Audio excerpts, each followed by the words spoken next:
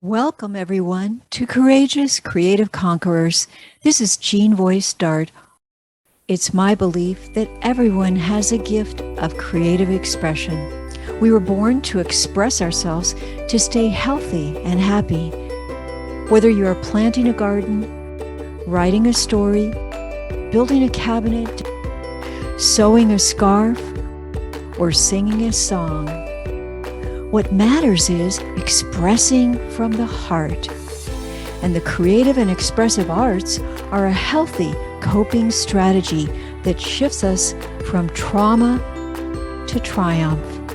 So join me as we listen and learn key tips and techniques from our special guest and courageous creative conqueror. Our special guest today is Karen Kennedy, author, fine art photographer, and jewelry maker. Welcome, everyone. I'm Jean Voice Dart, and this is Courageous Creative Conquerors. And I have with me today Karen Kennedy, and she is an author, a fine art photographer, and a jewelry maker, and she's here from North Carolina. Welcome, Karen. Thank you. I'm grateful to be here. Thank you. So this program, this podcast is Courageous Creative Conquerors. What makes you a courageous conqueror using the expressive arts? How did the expressive arts help you? They helped me to be able to express myself because growing up, I was very shy, very self-conscious. I later in life was briefly in an abusive relationship, and I just realized that all of this was part of my life's lessons, things I needed to learn, things I needed to overcome so I don't repeat them. Now, some things I repeated and repeated, but I think what makes me a conqueror is the fact that I stuck with it, I paid attention, I learned those lessons. Very good. What makes us a conqueror is not always doing everything correctly, but it's learning from it. Yes. And having the courage to make a change in our lives. And listening to your story, it's remarkable. And I can see that you have really changed from that little girl in childhood. So let's take a look at some of those early photos of you here. Here, can you see the photo? Yes, that's me as a baby. And it is when I'm, I guess, probably a year old, maybe two, not sure about the age because there's no date on it. And your mother and father didn't divorce you? They had a happy marriage, or? In their own way, it was a happy marriage. I later in life wondered why they didn't divorce, because when I got a little older, because they seemed to be more like brother and sister. Oh, okay. They, I didn't see a very loving, warm relationship. I knew they loved me, but neither one was really raised to know how to be demonstrative. They both came from backgrounds where that really wasn't in their families necessarily. Yes. And you lived in a small town, or? It's a university town. Yeah. In fact, right across the street from us when I was about 5 or 6 was Buddy Holly's parents. Of course, he had passed on, but they had a house across the street. Yeah. Well, actually, there's a little story about that. She had a mailbox that their mailbox was a slot in their door, and I was fascinated by it. So I kept depositing leaves and flowers in there. And one day she opened the door and said, "So you're the one that's been leaving me gifts," invited me in for milk and cookies, and called my mother to come get me. Yes, I read that about you. That's just a really great story. He had passed away. They were seldom home. They were seldom there. But yeah. Yeah. But you had a fondness for the classics, you told me. Yes, I did. At a very early age, my mother introduced me to old movies, and I couldn't get enough. I could sit and watch for hours TV and the classic movies. Loved the actresses that were, big in the day: Rita Hayworth, Hedy Lamarr, Yes. all of the big ones, especially the more glamorous ones. And because that's what I wanted to be when That's I what you grew wanted up. to be. And you look like it right there, that photo. That's beautiful. Well, my mother was very much into you didn't go out in public unless your hair was just so, your clothes. I mean, so I think that's where I kind of got some of my early um, inclinations for color coordination and dressing just so it's just hard for me to be. Yeah, I don't even own sweatshirts and Yeah. sweatpants and things because my mother, we always dressed nice. Yeah. So let's look here. This is, First trip to yeah. Scotland, it was on a bus tour to Loch Lomond, and on the way back, we stopped here so we could get a photo with this Highland coo, as they would call him. His name was Hamish, and it had rained, and as you can Oh, see, he was okay. up to 3/4 of his leg in mud and muck. So tell us about your fascination with Scotland. How did that happen? When I was 12, I learned, I think it around then or a little before, learned of my Scottish ancestry because the Kennedy I descend from is Scottish. And an uncle inherited a hall tree that had been handed down from one Walter Kennedy to another. And when he got that, there was a little bit of history with it that he shared with my family about who we descended from and how that individual came over in 1822 from Scotland and settled in Charleston to begin with, and so on. And I just thought that was just so fascinating. Plus, Mm. I loved reading historical novels. I loved anything about England or Scotland. I eventually started going to Scottish Highland Games and dressing up because I love Yes. to dress up. And so therefore, I've been going since probably 2003 or 4 to Scottish Highland Games. So tell me about your interest in all of the arts. So you are a fine art photographer, you're a writer and an author, and you're a jewelry maker. And I understand that you also have a passion for music as a Yes. musician. And so how early did that start? Well, I was allowed, it started mostly with music and then into art. I was allowed at a very early age to be part of the church choir, Mhm. and that just started music right there. My mother had always wanted to learn to play the piano, so she started me on piano lessons when I want to say 10 or 11. Mhm. And that didn't continue as long as I would have liked, because when we moved at the age of 12, the popular piano teacher was booked, and the only one that we could get in with, she was a little bit of a tyrant. So Yeah. I kind of stopped the lessons after about a year. Oh, yeah. In school, because I got into art, I loved art. I love color. I Uh-huh. love, nature. And it wasn't until years later, I majored in art in college. It was more graphic design because I was told don't major in fine art, you can't make a living. Mhm. But it was on my first trip to Ireland, actually, that I had a digital camera. And I had been bemoaning to my friends not having an artistic outlet because with my allergies, I can't really do oil, and acrylic I liked, but I just wouldn't do it, or watercolor. And I came back and did a slideshow, and they said, well, I think there's your medium.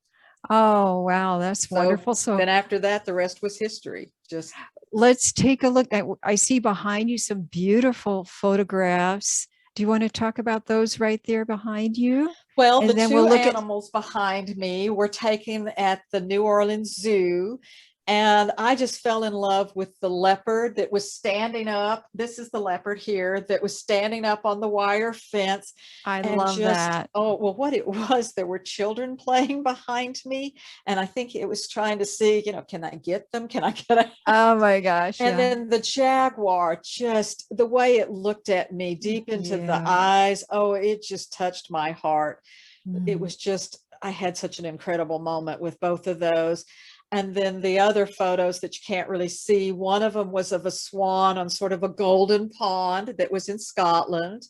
The other one is a beach scene that I took at Miramar and Sanibel and those. And it's just, I love nature. I love animals. I go over to a nature center and take photos there. You know, you started off saying that you're a courageous, creative conqueror, and you have had some very traumatic life experiences, your journey, and also physical, mental, emotional trauma and things that you're working with and still recovering from. So let's take a look at some of your beautiful artwork and photography while you share more detail about what you went through in your journey, in your health and wellness journey, and how this makes you a courageous, creative conqueror. I feel that there are two aspects to what makes me a courageous conqueror. First, in my book, one of the stories is about a past emotionally traumatic event from a previous abusive, short-lived marriage to an alcoholic. I describe in my book how it all comes to a head late one night that ultimately led me to ending this marriage. I'm sure there are many men and women out there that can relate to what you just shared, and my heart goes out to you and everyone. But you also had some physical challenges. I have for the past several years lived with chronic neck pain. There's a fused disc that was probably there since birth. Also, a few car accidents, a fall due to slipping on ice, and also for sure from working for many years sitting at a computer for several hours a day. So we're looking at this beautiful photography while you share your story and the rough patches that you went through physically, mentally, emotionally. Can you tell me what happens when you do take the photos and you look through the lens, and how is that healing, or how is that special for you, the expressive arts through photography? How important Well, is that? with the animals, my heart just really opens when I'm around animals Mhm, and trying to capture what I feel when I'm taking the photo of those animals, to try and portray their character, mhm. just that essence of what I'm feeling. You feel it if you're open, and trying to convey that, not just the scene itself and the colors and whatever, but to try and capture what I'm feeling. You shifted from self-care to healing and then to giving back to others. It is the expressive arts, particularly my photography, my jewelry making, and my creative writing, that are essential, as well as they provide me with ways to take my attention off the pain. It's one thing, it's a way to express love. Doing the Okay. photography, it's a creative outlet, but mainly it's just getting outside of myself, going to a higher level of consciousness through my creative Mm. arts. I like what you said, going to a higher level of consciousness and getting out of that. That's what the arts do so well. They lift us Yes, out. It's a really effective and safe coping strategy. Thank you so much for sharing that. Well, let's take a look. This is a very interesting bridge, and you told me a little bit about it. Can you tell the others about this? it is called the Coffin Bridge. It is literally a bridge that when the water would swell and they couldn't get to the other side any other way, if someone passed and they had to take the coffin to the burial grounds, they had to go over that bridge. Oh my goodness. And it's such a lovely, lovely photograph, the colors in it and everything. I like it very much. Oh, in this, As I am into my Kennedy roots, I there are a few Kennedy quote unquote castles over in Scotland, and this is a rune of one that's called Dunur. mm, Is that the one that's behind you Yes, there? that is the one that is the Oh, jaguar that's behind me. I love it. I love it. Those eyes. Yes. I decided about a couple of years ago to take some of my pictures of flowers and florals and subtract the background and put in Chinese characters for little what I call contemplation seeds. Like this one, if I got the characters right from Googling, those are live, laugh, and love. Mm. Another contemplation seed, I call this one Grace. They're fuchsias. I think they look like they're dancing. Oh, yes, they do. Little ballerinas there with the Yes, little legs. ballerinas. Beautiful. And look at this. Look at that sky. It's just so gorgeous. Again in Scotland. Mm-hmm. The Royal Botanical Gardens in Edinburgh, they have this beautiful pond. I was there when it was kind of what they called the golden hour, you know, going from into dusk. And this swan was just perfectly placed, posing Lovely. with the golden water in the background. And that's the one behind you? Yes, that's the one that's up on the wall behind me. Is this near you where you live? No, that's actually in Texas, a sunset. I was actually driving in Texas and the sun started setting and I got out of my car. This was a few years back and took this photo. Oh, and there's our little friend saying, bye-bye. Yes, bye. Yeah, right. Yes. Yeah. Okay. Very cute. Yeah, thank you. So we're going to take a look now at your jewelry. I love color and I am very much into color coordinating. It could probably be described as an obsession that years ago, if I couldn't find what I wanted, I started learning how to make. And I kind of let it go for a while, but then in the last, probably 3 or 4 years, I started picking it up again just because I wanted to do it for me. And then during COVID, it was something I could do indoors. It was a great creative outlet. And I just would see a gemstone bead or I'd see a focal piece. And all of a sudden my mind would just start going, oh, you know, I think I can do something with that. And then the next thing I knew, I'd come home and just create. It was just another great outflow. I like what you're wearing right now. It's really beautiful. And I made it specifically about 3 years ago to go with this top. Okay. All right. So let's look at some of those jewelry slides here. Okay. And I noticed they're quite long. You always make long necklaces? I didn't in the beginning, but I started to make them a little bit longer, especially with the focal, because it seemed like on some people it needed to be longer to not hit like in the, you know, in the right place, wrong place. And of course I can adjust them.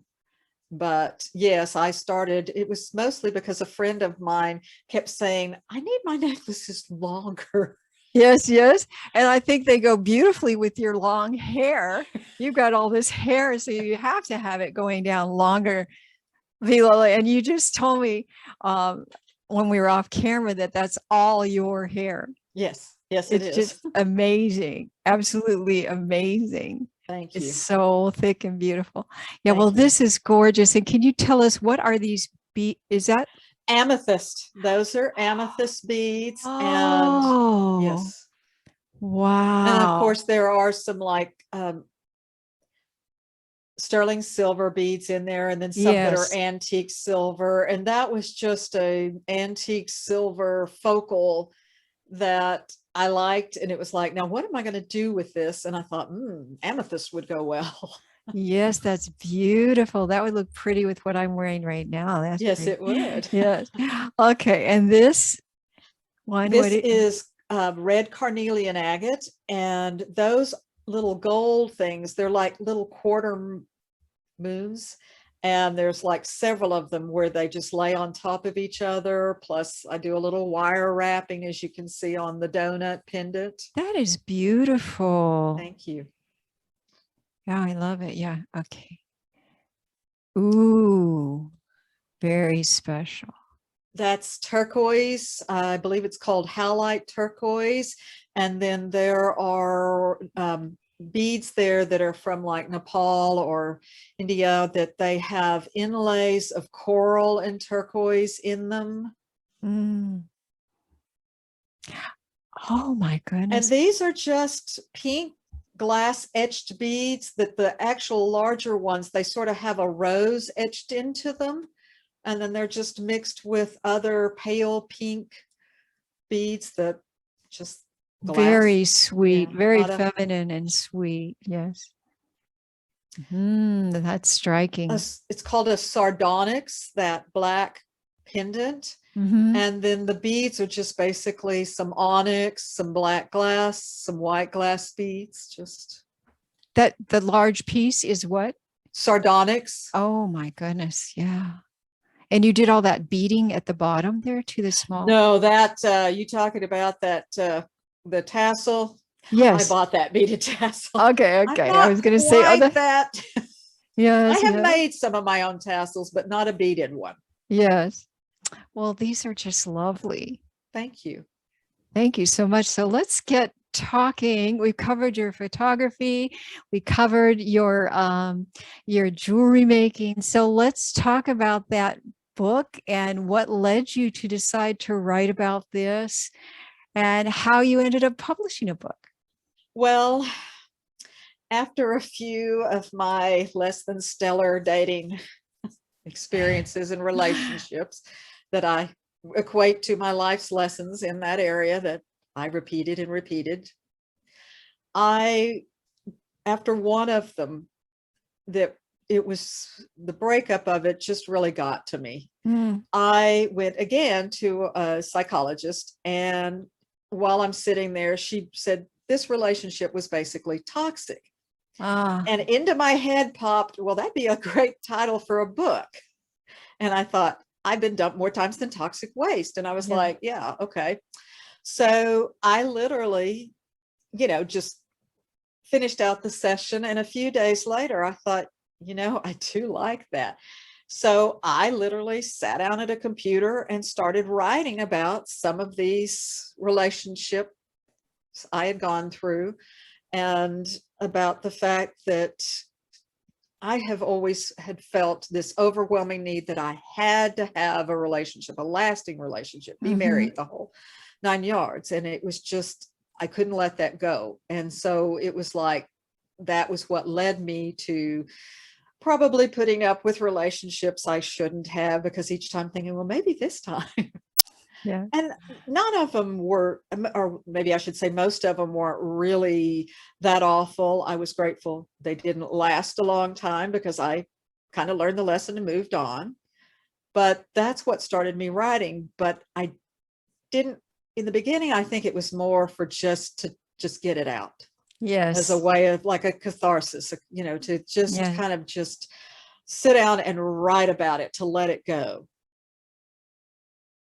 Often I would get it back out and write some more, and I would toy with the idea, and then I would chicken out. I wouldn't pursue it. But about a little over a year ago, I was talking with a really good friend, and I don't even remember how we got on the subject, but we were joking around about writing. And I said something about, I said, yeah, I started a book years ago. And I told them, my title, and they just laughed, and they said, well, why haven't you done it? And I said, because I, didn't have the courage yet to do it, because a lot of it's, I'm very private, and it's very personal. And they were like, well, if you want me to look it over. And I said, well, let me think about that. Well, I got off the phone, and about a few days later, I got it back out. I thought, let's do it. Wonderful. The rest was history. Yeah, that's wonderful. Let's take a look at the cover here. So you just kind of shifted. You started to get the courage to ask someone to take a look at it and send it out Yes. to an editor. And I started working on it and trying to add more to it because I thought, well, let me get it into some kind of shape before I send it to my friend. And then I sent it and they read it and they were like, oh, this is really good. I know of a publisher I'd like to share it with. And I was like, oh, yeah. I was And like, what oh, were you okay. feeling when you? And so it was like, don't think about it. I said, okay. And he sent it. The publisher liked it. So then I started working on it in earnest and had to come up, with more. And it took me several months to get it together. But the end result, yes, it got published and it's now out on Amazon. Yeah. So what advice do you have for people that are in the same situation that you were, where maybe they're just writing and tucking things away and saying, well, I don't know if I should publish this, or What have you got to lose? Mine, a lot of it was being self-conscious, the thought of thinking, oh, if my friends were to read this, I mean, anonymous people reading it, no problem. My friends, it's like, oh my gosh. But I guess that's part of the main thing was because it was coming from a place of this was about me and my life's lessons, and that if I didn't learn them, I was destined to repeat them, which I did. That to give people hope, that not to give up, that you may be repeating and repeating yourself, but and each time it was like I would learn a little bit more. The lessons might have been sort of in the same area, but maybe different aspects of it, of things that I needed to face, that little by little, sort of like peeling back the onion. you were being responsible, taking Oh responsibility. yes, I am responsible for how I dealt with the situations and things. It's more like, what's happening with me? Why do I keep doing this? And you want to give that to others. I'm grateful that I had the experiences I did, because it did help me learn my lessons. So what would you say is the one tip that you would give to someone to have that confidence to get out of these kind of destructive, unhealthy relationships? You deserve better. There's no reason to be in one. You don't deserve that. You need to love yourself enough to recognize that you deserve better. That there is no relationship that I can think of that would be worth staying in if it's not something that is positive. Thank you for saying that. That's a powerful message. And before we stop, you had mentioned that you wrote letters to God. How important is your relationship with God in all of this that happens in your photography and jewelry making and your book writing and in your life? It's everything. I feel like that all of these creative outlets, they're gifts. Yes. They're the gifts from God. They're not something it's not me. It's the fact that I was allowed to have these gifts to express. And, deep down, to me, it's the core of the photography and everything is expressing God's love through it. Thank you so much. And I think that's true. I think that the expressive arts are very much connected to this flow from God. God is the creator, and that's what we're doing when we're creating. We're tuning into that and going to a different place, a higher, beautiful place, and expressing that through these different medium. And you do that very well. So it's been such a joy to have you here. It has been such a pleasure to be on your podcast. I really appreciate it. And congratulations on your book. Thank you. And thank you for putting yourself aside and looking to others and making that decision to say, hey, I think I don't need to just keep writing for myself. I think I need to get it out there to get this message to others to help them. Thank you for doing that. We applaud you. Nothing else. I just hope it made them laugh, because everybody can use laughter in their life. That's true. That's the key right there. And we've got your website up on the screen there. If people want to find out more and look at more art, beautiful art, and find out more about you. So thank you, everybody. We're going to say goodbye. Thank you for tuning in to Courageous Creative Conquerors, and we'll see you next time. Thank you. Bye. Bye.